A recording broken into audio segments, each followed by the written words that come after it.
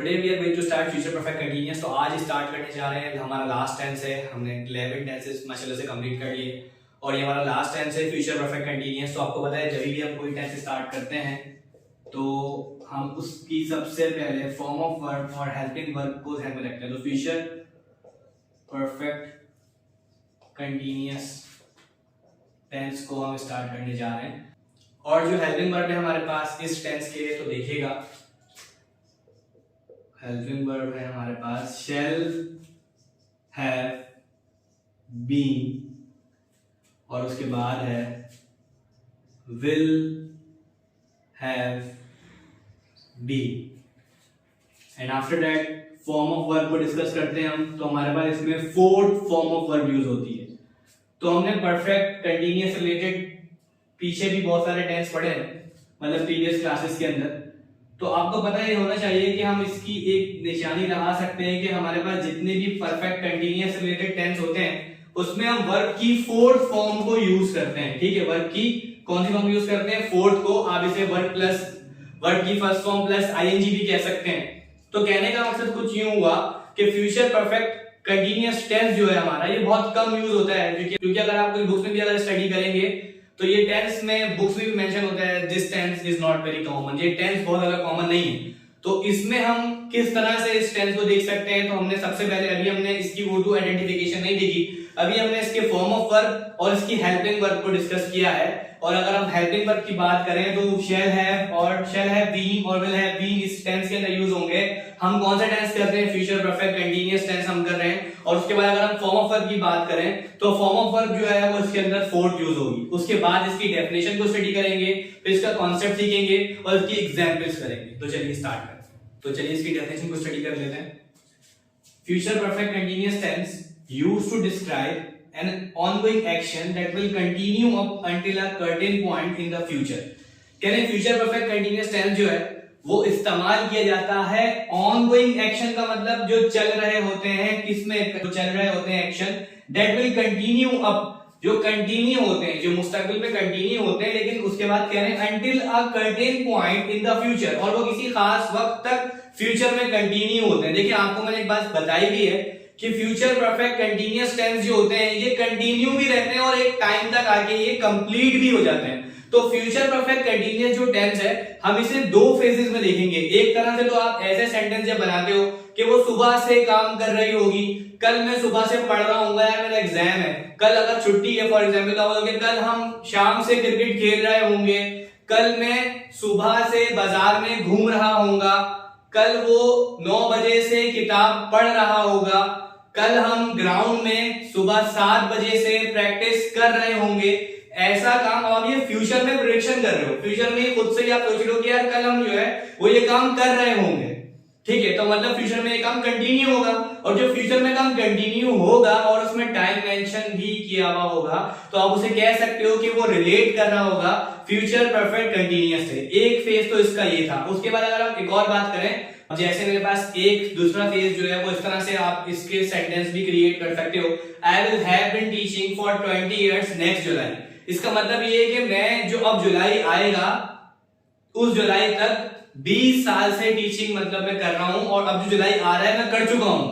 20 साल हो जाएंगे मुझे पढ़ाते हुए। अक्सर ऐसे बताते ना यार अब जो है ना जो 2011 आ रहा है, फॉर एग्जाम्पल 2011 तो हम बहुत ज्यादा प्रीवियस पीछे चले गए, कहते हैं अगर हम बोले 2030 आ रहा है या 2025 आ रहा है हमारे पास, उसके अंदर यार मुझे पढ़ाते हुए जो है वो 10 साल हो जाएंगे। इसका मतलब क्या हुआ कि मैं जो है वो काम मैंने करना स्टार्ट भी करा है, मेरा कंटिन्यू भी है, और मैं फिर मुझे पढ़ाते हुए 20 साल हो जाएंगे, लेकिन मैंने भी पढ़ाना खत्म नहीं करना है, मैंने तो शुरू किया है तो मैं और आगे भी पढ़ा रहा हूंगा। इसका मतलब ये कि मुझे 20 साल हो गए, एक एक्शन मेरा कंप्लीट हो गया, मैं एक्शन अभी वो उस टाइम तक मैं पहुंचा नहीं हूं। देखो ये थोड़ा सा आपको डिफिकल्ट लगेगा क्योंकि ये टेस्ट बिल्कुल कॉमन नहीं है, तो इसको दोबारा से आपको समझाता हूं। बहुत ही सिंपल है। मैंने कहा कि अब जो जुलाई आ रहा है उस जुलाई को मुझे पढ़ाते हुए 20 साल हो जाएंगे, फॉर एग्जांपल अभी नहीं हुआ वैसे 20 साल हो जाएंगे। ठीक है, तो मैं बात कर रहा हूं कि अभी मुझे 20 साल हुए नहीं है, लेकिन उस जुलाई तक मुझे 20 साल हो जाएंगे। तो फ्यूचर में मैं वो काम मेरा कंप्लीट हो जाएगा। अब जो जुलाई आएगा उस वक्त तक मैं अपने टीचिंग कैरियर में 20 साल लगा चुका हूँ। ठीक है, तो ये काम देखो कंटिन्यू अभी चल रहा है और फ्यूचर में भी मुझे उम्मीद है कि चल रहा होगा, लेकिन 20 एक जो जुलाई आ रहा है इस तक मुझे 20 साल हो जाएंगे। बट जुलाई में मैं रुकूंगा नहीं, जुलाई में उसके बाद मैं और आगे भी पढ़ाता रहूंगा। ठीक है। लेकिन जुलाई पर आकर जो मेरा एक्शन देखो ये परफेक्ट भी है और ये कंटिन्यूअस भी है। मुझे उम्मीद है शायद आपको समझ आ रहा होगा। मैं आपको एक सेंटेंस और बताता हूं। By next March we shall have been living here for 4 years. कह रहे हैं अब जो मार्च आएगा, जो आपका नेक्स्ट मार्च आएगा, तो हमें यहाँ रहते हुए 4 साल हो चुके होंगे। अभी हम मार्च में पहुंचे नहीं है, हम कह रहे हैं यार हम यहाँ पर रह तो रहे हैं। तो देखो प्रीवियस बात हो गई, जिसको हम डिस्कस नहीं कर रहे। हम कह रहे हैं कि हम मार्च में, अब जो मार्च आने वाला मार्च आएगा, 1 मार्च शायद अभी है, आप उसी मंथ में बात कर रहे हैं, तो कह रहे हैं अब जो मार्च आएगा उस मार्च तक हमें 20 साल हो जाएंगे यहाँ रहते हुए। सॉरी 20 साल नहीं, 4 साल हो जाएंगे हमें यहाँ रहते हुए। लेकिन उसके बाद हमारा इरादा है कि हम और आगे भी यहाँ रहते रहे इंशाल्लाह।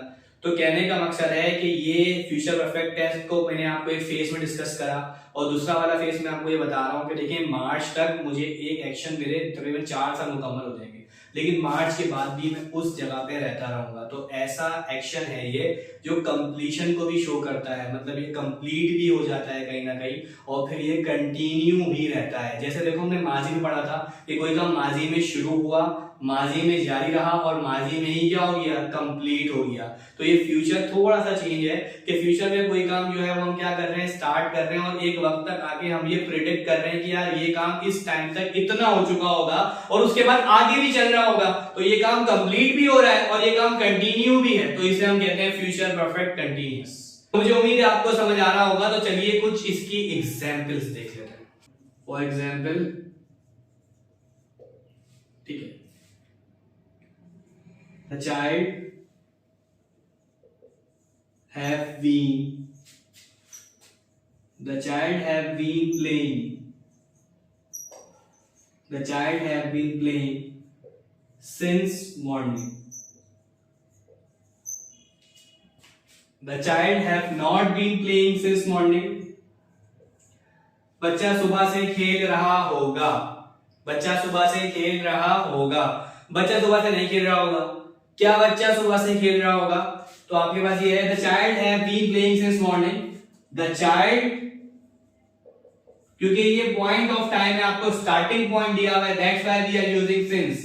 अगर आपको टाइम पीरियड या टाइम ड्यूरेशन दिया हुआ होता so we will use for instead of since. हम यहाँ पे फॉर के बजाय सिंस के बजाय फॉर का इस्तेमाल करते हैं, ठीक है। द चाइल्ड हैव नॉट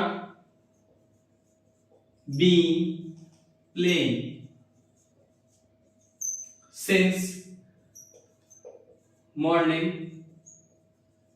और उसके बाद इंटरोगेटिव अगर हम देखेंगे इसका,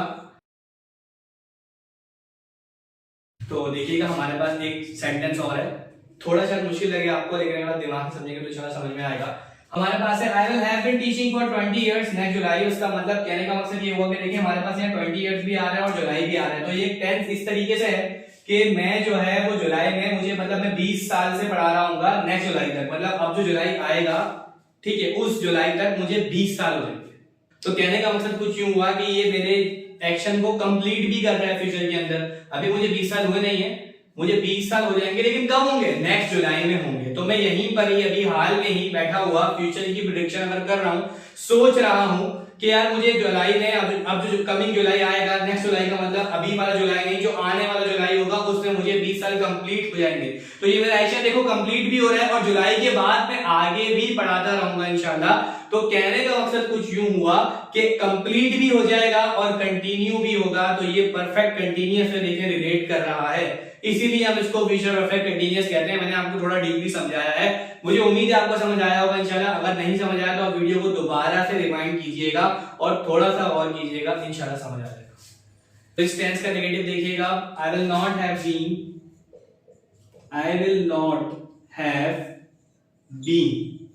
बाकी पूरा सेंटेंस एडिटिव कॉपी होगा, बस विल और हैव के बीच में मैंने नॉट लगा दिया, I will not have been हो गया। और उसके बाद इसका सेंटेंस बनाया, I will have been teaching for 20 years next July. I will not have been teaching for 20 years next July. Will I have been teaching for 20 years next July? ठीक है, इसमें S लगा लीजिएगा। तो मुझे उम्मीद है आपको थोड़ा बहुत समझ आया और हमने फ्यूचर परफेक्ट कंटीन्यूअस को थोड़ा डीपली देखा, जो कि अक्सर जगहों पे हम इसे कॉमन समझ के थोड़ा छोड़ देते हैं और थोड़ा कम पढ़ते हैं, मतलब बहुत डीपली नहीं जाते इस टेंस में, लेकिन मैं थोड़ा गया। अगर आपको समझने की कोशिश करनी है इस टेंस को तो आप भी वीडियो को 3 से 4 बार देखिएगा, आपकी समझ में आ जाएगा इंशाल्लाह। तब तक के लिए अल्लाह हाफिज।